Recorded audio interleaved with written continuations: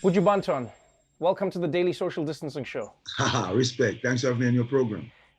It truly is an honor to have you on because, I mean, you are a legend. And I mean, this is not a term that people use lightly, especially in the same genre as people like Bob Marley or Peter Tosh. You know, they say Buju Banton is a legend of reggae. And you're back with a new album. You're back with an album that has been so highly anticipated that, you know, when you performed in Jamaica at the National Stadium, not only were you the first artist to sell it out since Bob Marley, but people flew from all over the world to see you. People want to hear your music. People want to feel, you know, what you create. What does it feel like for you to be in that position again, to be making music again, to be back? It's a lovely feeling. But I do not see myself as a legend of reggae. I see myself as a servant of reggae. Reggae music is a music that comes from the people of Jamaica. Now, upon being able to create music and make music once more, it's a tremendous feeling, because when you're separated from those that you love and the things that you love, and you know you did it from your heart, you did it from a sacred place inside of you, and it's ripped apart from you and you're separated from it, and a narrative is purported that you cannot really identify with, it brings a great joy to be able to reconnect with what you truly love.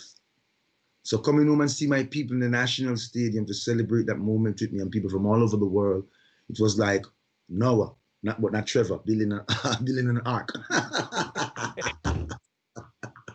Right. What's powerful as well is the journey that so many of your fans were on with you. You know, and you sing about this. You know, you sing about it and you talked about it. You know, your tour was called the Long Walk to Freedom Tour. You know, you sing about being freed from the chains, and you talk about what it was like being incarcerated, and how that you know constricted you as a human being. When you use your music to communicate, what do you hope people understand about what it's like to not have your freedom as a human being? First and foremost, music is more than just something to have you gyrating and dancing. It possesses those qualities, but there's also the ability for you to think, the ability to learn something from the great music.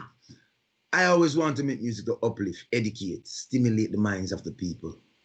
Yes? And we will not cease from doing that, because that gives us a tremendous joy. Yes? When we can communicate with the people and bring that music to the people.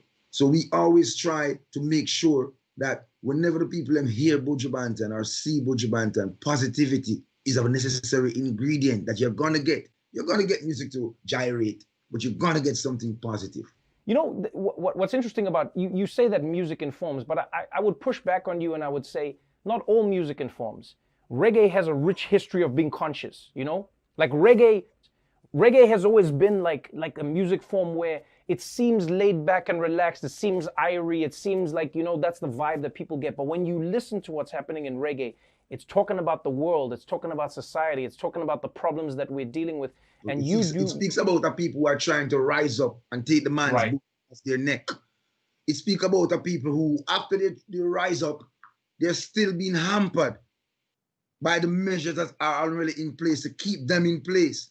So this music, a lot of people relate to it right across Europe, right across Africa, right across the Americas, but it emanates here in Jamaica, and it must never ever cease from being the conversation starter. The album is called Upside Down 2020. And what I found most fascinating is you named it before 2020, and now we are truly living in an upside down 2020. Did you have a feeling that 2020 would be upside down? Or should we blame you for basically putting us in this situation with your prediction? Men is always looking for someone to blame. And maybe that's what when we start looking within, we can find profound changes, you know, that needs to be made, and we can rectify them, you know. Upside down, our music, especially my music, has always been something that I see it as a gift from the great I am, from a higher source, you know, the great God Almighty himself. So whenever I get the inspiration, I cannot hide the inspiration from the people who the message were meant for. As a servant, I must serve the people.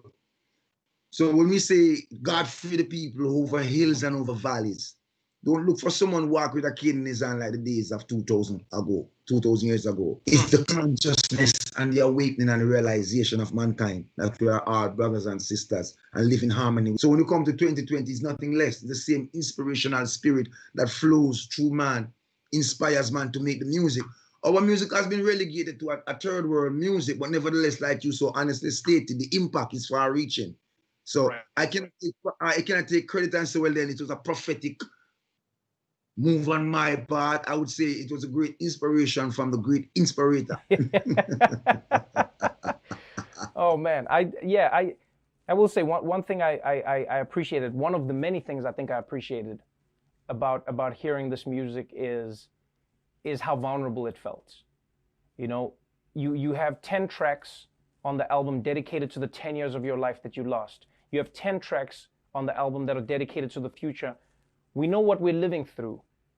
We know what we're going to be talking about. But what do you hope the future will bring, not just to yourself, but to humanity? Peace. Yes, peace and love. Yes. No one is calling for peace and love. Everyone is calling for all kind of things. Peace and love is what Rastafari. That's what the music is about. Well, you may say I'm a dreamer, but I don't really love them kind of song then, neither. You know what I mean? Because I know I not dream. I want to see peace and love for my people and all people. Well, you know what, sir? I hope that you're right. I hope that the same way your album title was prophetic, maybe those words will also come to be a prophecy that becomes fulfilled. Because we have the power of the spoken word, know how to use it. Let us speak things into existence, sir. I appreciate that. Buju Banton, thank you so much for joining us on The Daily Show.